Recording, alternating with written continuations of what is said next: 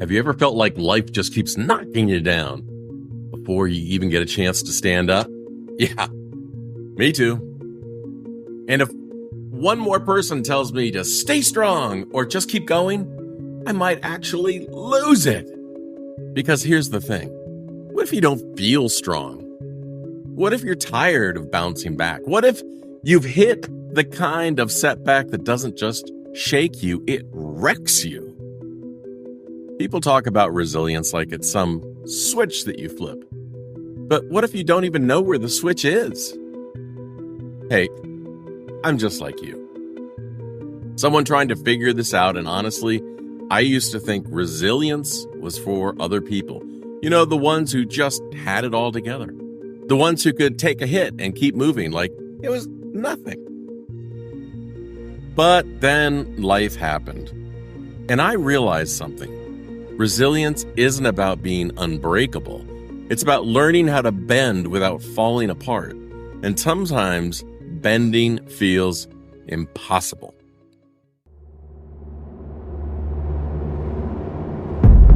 Nobody tells you about the emotional exhaustion that comes with trying to be resilient. Like, sure, bouncing back sounds nice, but what if you're just done? What if you're so drained from struggling that you don't even want to try again? And the fear? Oh man, the fear. The idea of picking yourself up again just to fail. It's terrifying because what if you put in all this effort and it still doesn't work? No one talks about that part. The part where you want to move forward, but you're frozen by the thought of failing again. And let's be real. It doesn't help when it looks like everyone else is handling life so much better than you. Social media is full of people who seem to have cracked the code. They lose a job and suddenly they're embracing the journey. They go through a breakup and now they're learning to love themselves. Meanwhile, you're just trying to get through the day without completely unraveling. But here's what I'm starting to believe. Resilience isn't about looking like you've got it together. It's about deciding that you're not done yet.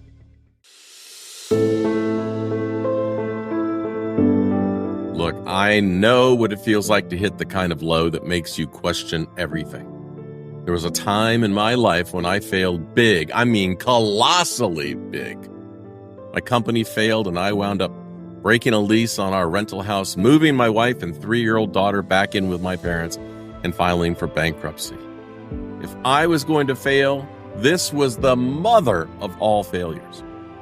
I had this framed poster on my office wall before I crashed and burned. It was about what Vince Lombardi said about what it takes to be number one. It was abbreviated and said NO1. And one day my little girl asked me, "Dad, why do you have a poster on your wall about being no one?" I didn't realize that poster was telling me what was about to come, and I would soon learn what it takes to be no one. At least, that's how I felt. I'd gone from running a 45-person medical practice to leaving it all behind to start my own land development company, and then, boom, out of my control, the economy crashed in the late 1980s. Banks stopped lending on rural property, and just like that, my business was dead. I didn't have enough experience to see it coming. I don't know who did. And I can tell you, those were dark days. I went from being the boss, the guy making decisions, to working temp jobs, getting coffee for people, answering phones, just trying to keep some money coming in. I had one temp job where I was repricing merchandise at a high-end boutique.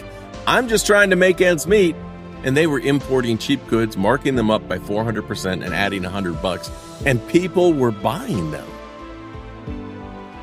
I felt lost, alone, afraid, confused, and completely depressed. It wasn't just the financial fallout, it was the hit to my identity. I didn't know who I was anymore.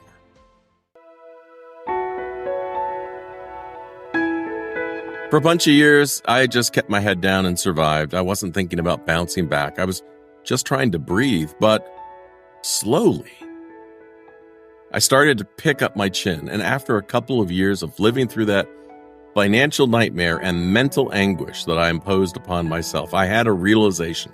I thought there have to be other people going through this same crap too. That one thought changed everything. Because I had been in the pit of it, I had lived through the debt, the failure, the fear.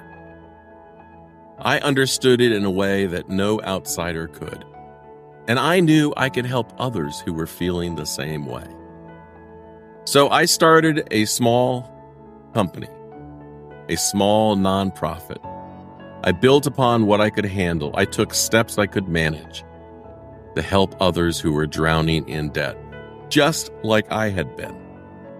My biggest failure became my greatest strength to help other people. Even maybe you. It didn't happen overnight. It wasn't some grand comeback moment. But piece by piece by piece, I started to rebuild. Not just my life, but my sense of purpose. For the longest time, I thought resilience meant being tough, powering through, pushing past the pain and acting like everything was fine. But I was wrong. Because real resilience, it's messy, it's ugly. It's falling apart and then somehow, some way, choosing to keep going. And sometimes keeping going isn't some grand comeback moment. It's just getting out of bed, answering that next text, and taking the next breath. It's learning to be okay with not being okay and not knowing how it's all going to work out. It's reminding yourself that even if you don't feel strong today, you're still here, and that counts for something. Look, I don't have all the answers. I'm still figuring it out. But if there's one thing I know, it's this. Resilience isn't about feeling ready. It's about showing up anyway. You're more resilient than you think. Even if it doesn't feel like that. Even if you're still struggling, every time you decide to try again, every time you take one more step forward, you're proving it. And you know what? Resilience, it's not daily positivity, not the toxic, just be happy kind of thing, but real practical ways to make your mind a little lighter.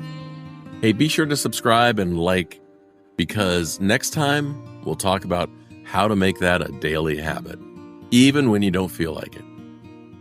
If this hit home for you, let me know in the comments. How are you getting through? And if you want some free resources to help you along the way, hey, check out the post for this show on oldguyinsights.me. That's me. I'm sending you a big virtual hug. You're not alone in this. See ya.